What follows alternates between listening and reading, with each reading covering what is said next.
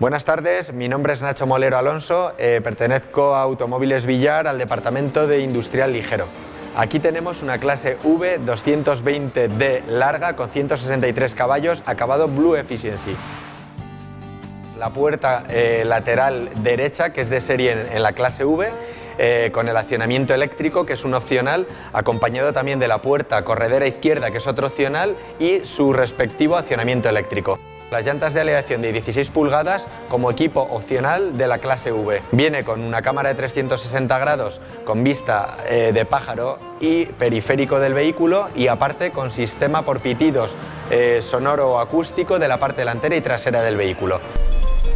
Aquí tenemos también otra parte del equipo opcional de la clase V, como puede ser el banco primero de 3 asientos y el banco trasero, segunda fila, también de 3 asientos de confort.